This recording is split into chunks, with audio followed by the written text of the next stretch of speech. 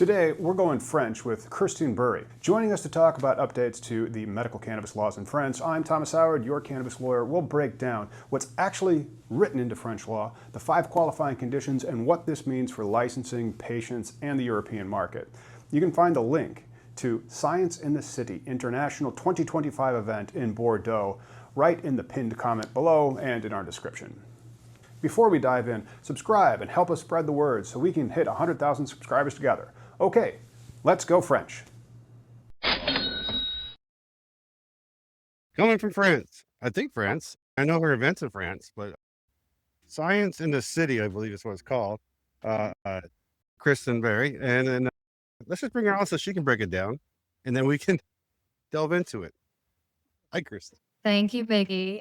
I am actually in New York City right now. We're Okay. headquartered here. New York has had some turbulent times this past couple weeks. We are expanding to Europe, and last year was our inaugural Science in the City conference. We're repeating that this year. France is coming on for legalization for 5 conditions with medical cannabis January 1st.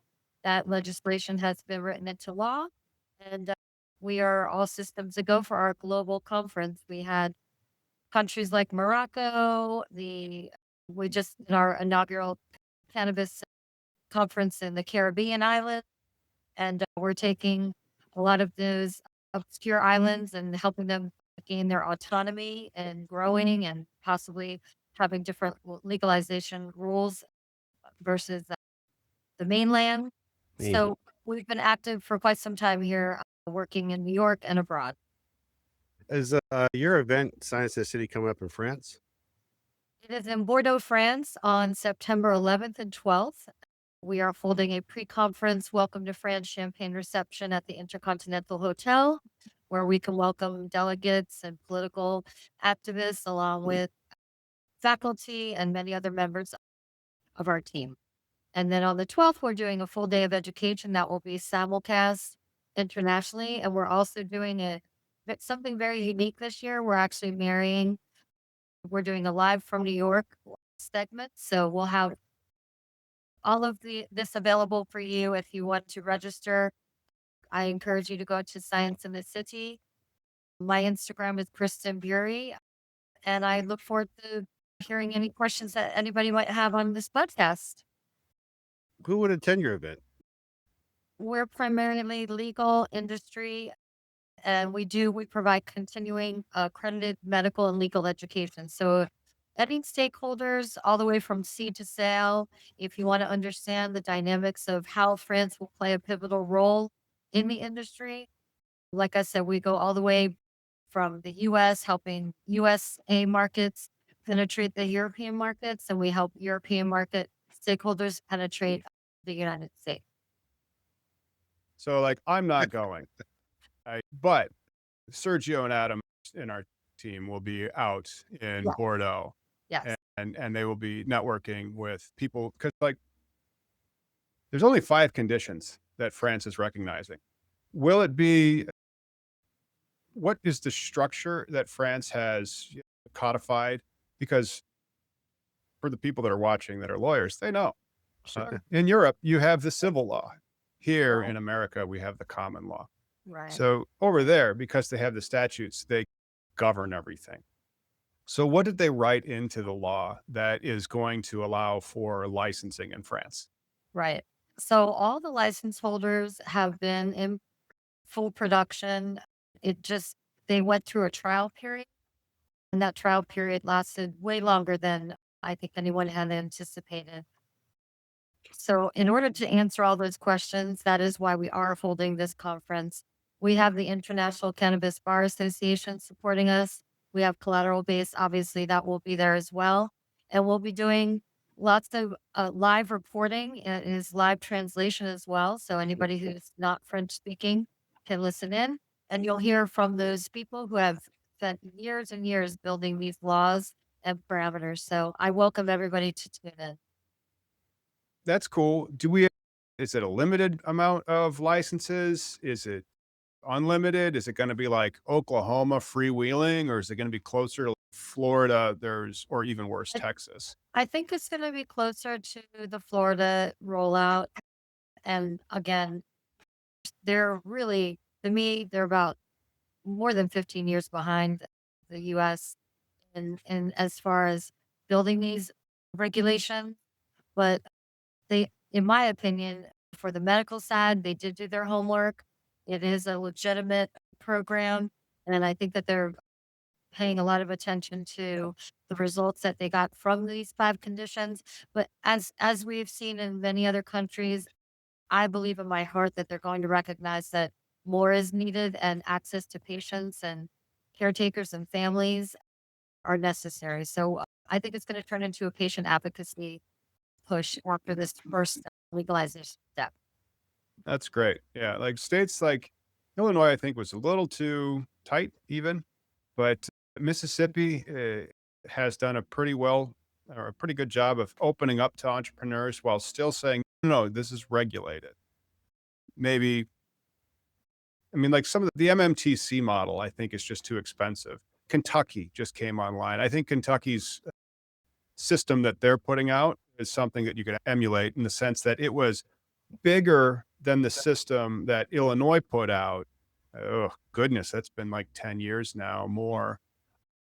How, and like Illinois' population is about 3x Kentucky's population, but Kentucky put out about 2 or 3 times the number of licenses that Illinois put out to allow for more participation and then also license limitations. That's one of the things that we combat a lot on the channel. And then also like with just our social media posts, there's this rumor going around that the cannabis industry is monopolistic and corporate. And I'm like, no, the chicken industry is monopolistic and corporate because there's like 5 players that own the whole thing. Like Yes. in cannabis, every state's like, you can only have X licenses. Right. That's it. And then And they I give them out by lottery very often. right. And I think to really thoroughly answer your question, as much as we want to know about how many licenses, and I know we're focusing on that one particular point, but there's so much with this marketplace and industry that needs to be built up from a public health standpoint, from again, seed to sale, think about everything that touches what needs to happen.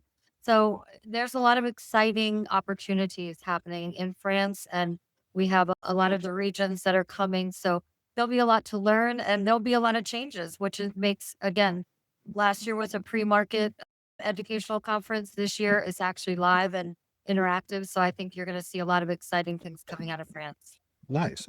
Are the medical paradigm out there, will they be able to grow? Do you know? Is it like, are they And setting power? they're actively they have been cultivating. We've worked with a lot of the larger lighting companies, nutrient companies, and now they're able to actually come and display and exhibit and talk Nice. more openly about things. That's awesome. Yeah, it is very exciting. So thank you for having me. By the way, That sounds well. Europe is expanding. So you're based out of New York.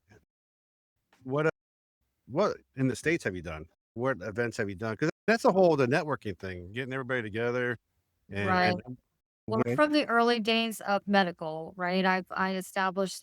I was here. I was able to grow with the industry. I also have headquarters down in Florida, so I'm very familiar with the stagnation of Florida and what's happening. I heard you mention Kim Rivers earlier, but New York, again, it's near and dear to my heart. I'm in the medical field, and it all really boils down to advocacy and staying the course and watching the twists and turns. Look at what's happening here in the state of New York. And that's why I'm doing that live segment. I've got a whole set of panelists that are experts in explaining what's happening and how things are changing and exchanging. This is about a global exchange. This is about global standardization at the end of the day. I know we're all look at the States, I see Europe, but we've got countries that are coming together that are actually going to be hopefully working together in the long term to have if biomass leaves one place, it's Mm. totally legal to be received by another location. This is a beautiful plant that, again, albeit that I'm in the evidence-based medical world, I'm still I'm a patient myself and I'm an advocate to be able to have this medicine and the medicinal values, even outside of a pharmaceutical model, be available to all people throughout the world. Nice. Yeah, Uh, that is the thing. Like Europe is behind America, but the standardization still hasn't caught up in America. Maybe Canada has standardization because they have a federal policy, and in America, we're not allowed to check the stuff that we're going to sell at our store is Illinois stuff yeah. because that's all we're allowed to sell. And then the federal government's just like, Yep. "Eh, Canada mm, has export, don't they? They're shipping to Israel and wherever else. So there's international already Well, and if commerce. and if you really want to talk about the federal side, France is actually further ahead, as you just said, because we don't have to deal with that. So if anything, we have the possibility of more freedoms for the plant, if you will. Mm. So I see mhm. it a little bit differently, but all this to me, we've done a big show and with Vireo and Green Goods in the state of Minnesota. We've been doing this education for years. And now that adult use is on the table and here, again, I come from a public health standpoint, so it's just fascinating to see how things are evolving in different states. Are one of the rules that you're going to try and standardize is make sure the school zone situation, being that you're based out of New York, so all the new licensees don't get screwed. We're still in an uproar right now. Who's been affected?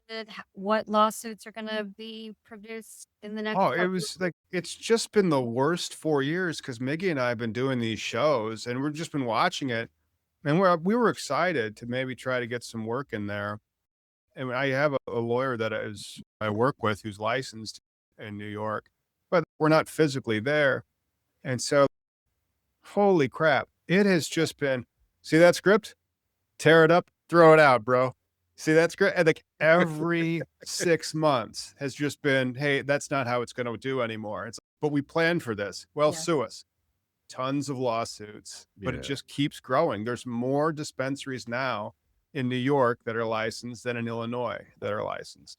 Well, But and to the point earlier, if you're trying to remove the legacy market, let's work together. Let's address the taxation. Let's address the availability of product, millions of things. And then to throw this caveat out about the school zones and permitting is, again, it's just going to be another layer of confusion and frustration that we didn't need. So during our live from New York, we have the former OCM legal counsel, Patricia here, that will be speaking. So we have lots of speakers that are going to be able to speak directly to the New York market, other places, but specifically we're highlighting New York this year.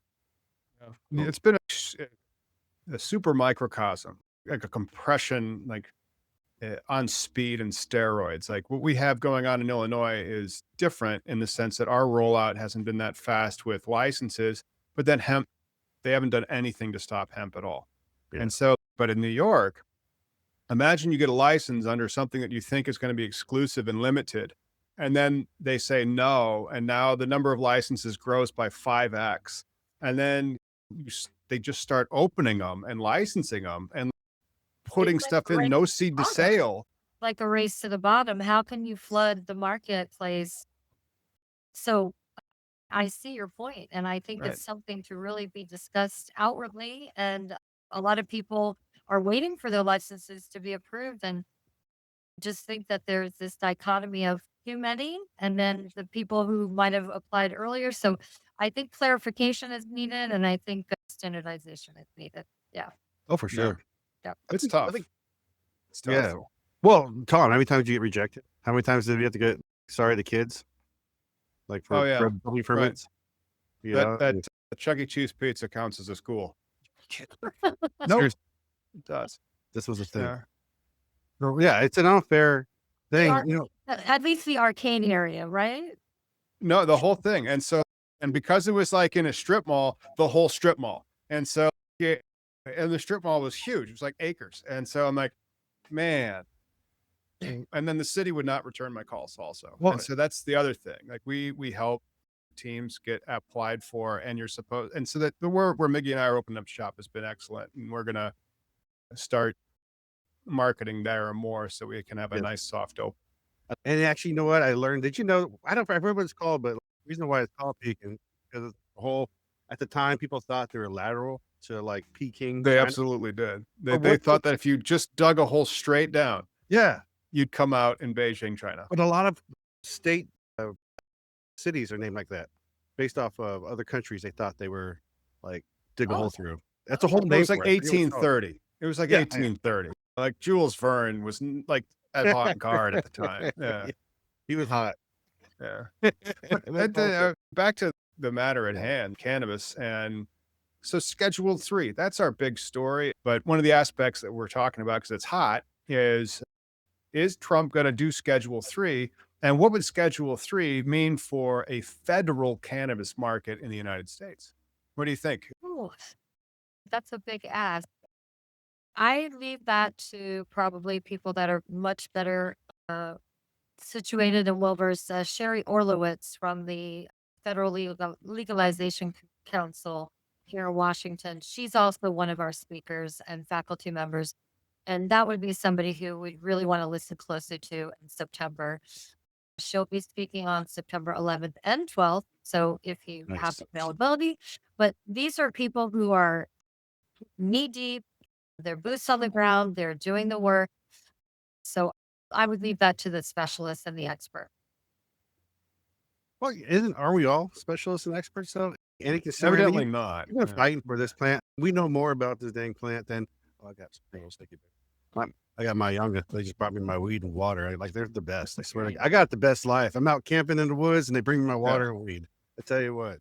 But Only the essentials.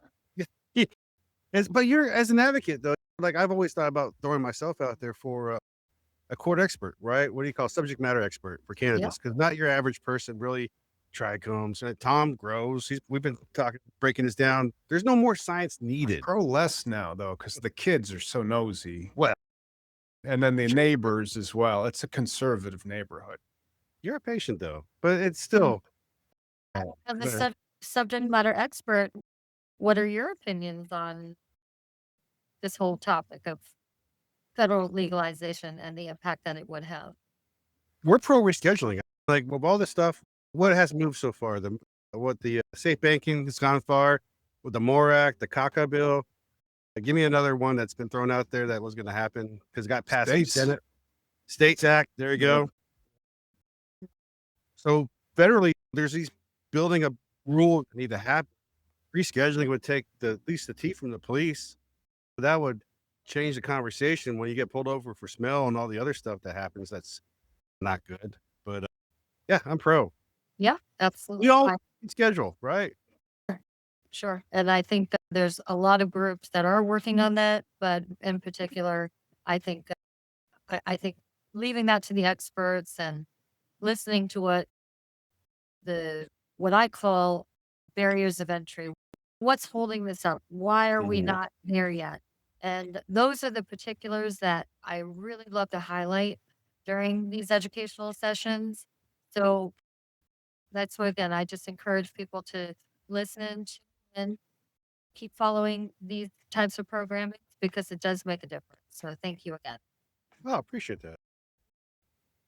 I mean, that's what we've been trying to do, educate and a little bit of entertainment. Now we got a store, which is not so entertaining. Oh, no, we don't have a store. We have a money pit. Oh, There's a difference. Yes. The store is open. A money pit is always under construction. And so it's not a money pit yet. Like construction has not yet started officially. And so it's getting to that point where it's going to start. And that's usually when we have to do something else. And then so that your plans can change and shift, which is it's a historic building that we're renovating. So Well, everything you're going changes to have in this that, country, yeah. right? If rescheduling happened, it'd be the most amazing thing to already be a part of this.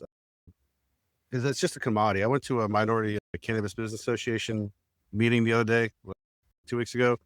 And what I got out of it was seeing all these successful business people, like no shit, making money, paying their bills and going on vacations, right? I don't make money at weed. This is not I'm a very popular guy who smokes a lot of weed. That's all it comes down. mean, Tom makes money at weed. Tom, I I'm paying for many people's lives on weed, yeah, and then we're still not able to sell weed yet.